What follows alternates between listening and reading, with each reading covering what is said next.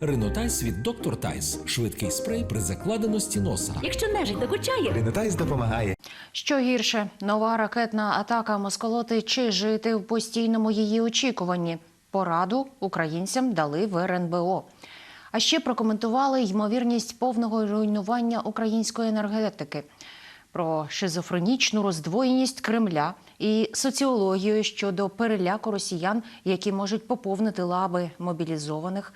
Про нові втрати окупантів і про героїв, які не носять одностроїв, але можуть у певний момент урятувати буквально кожного українця. Дивіться хроніку події 281-го дня Великої війни з Росією у матеріалі Олексія Пасака.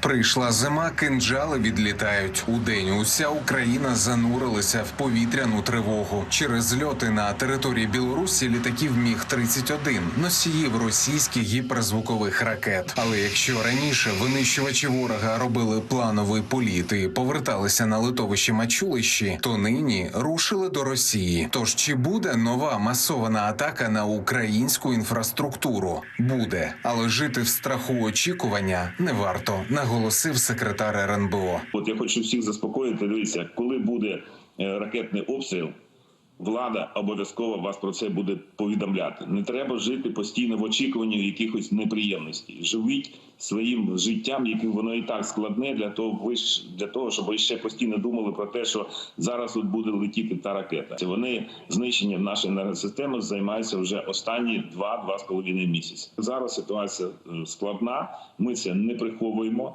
Чи будуть атаки? Так, вони будуть. Чи витримає наша система? Ми робимо все для того, щоб вона обов'язково витримала. Що вони там не робили, перемога обов'язково буде за нами. Перемога буде за Україною, але для цього треба пильно відстежувати дії ворога. І вони не завжди очевидні. На тлі попереджень про підготовку удару Росія забрала з Чорного моря усі кораблі носії ракет «Калібр». Про це повідомили в командуванні військово-морських сил ЗСУ. Немає ракетоносіїв і в акваторії Азовського моря. Водночас в українському радбезі зауважили, що всю інформацію щодо підготовки атак слід брати лише з перевірених офіційних джерел. Адже ворог воює з нами і на інформаційному фронті. Про це говорять і в силах оборони Південь. Разом з спостереженнями за активністю ворожої авіації цілком імовірно, що це додаткове нагнітання психологічної обстановки і тиску на населення, але і імовірна підготовка. Все це, в принципі, в більшості випадків елементи якраз гібридної війни. Інформаційний тиск потужний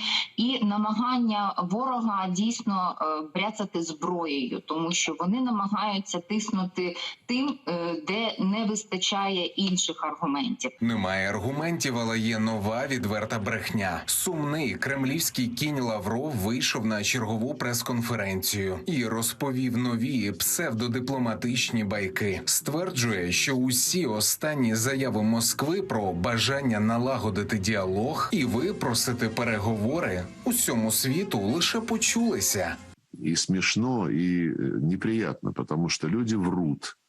Врут откровенно.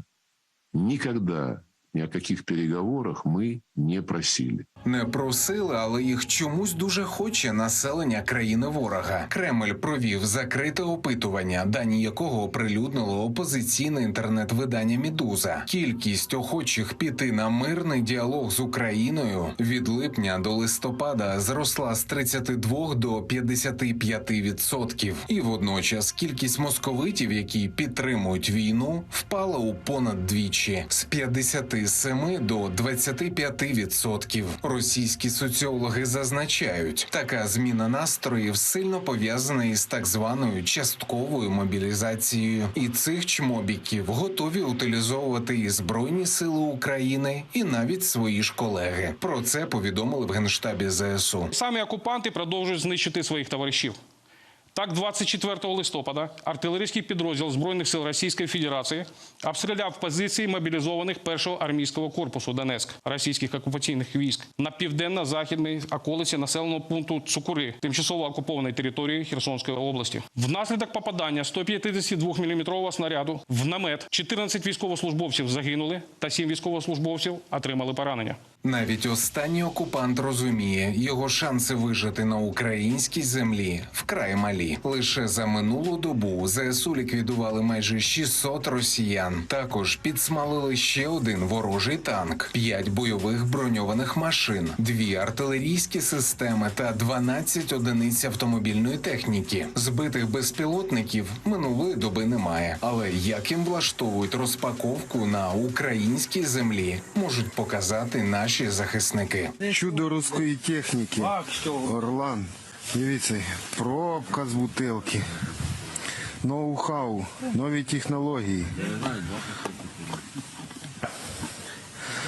Мотор від бензокоси, от шморгалка. Ран-ден-ден-ден-ден-ден. Не всі герої носять однострої. Поки Україна адаптується до нових реалій життя з відсутністю світла, є люди, які непомітно поновлюють життєво необхідний усім нам зв'язок. Кожен візит на автозаправку вже не дивує проханням наповнити одразу з десяток каністр. Адже лише так можна підживити генератори на вежах мобільного зв'язку. Інженери рушають на околиці столиці, заповнюють резервуари спальним, і тисячі абонентів знову можуть дзвонити рідним чи перевіряти останні новини в інтернеті і відчувати, що усі ми стали трохи ближчими і ближче до перемоги. Зараз у нас по Україні є як віялові, так і аварійні відключення живлення. Тому для безперебійної роботи станції в нас є такі стаціонарні дизель-генератори, які ми використовуємо для підтримання мережі нашої. Знаю, що хлопці, наші колеги, мої колеги, дуже виснажені, але їх мотивує те, що ми робимо добре діло. Зараз, на жаль, в країні війна. Ми хоч якимось чином, але підтримуємо наших воїнів теж. Олексій Пасак, 5 канал.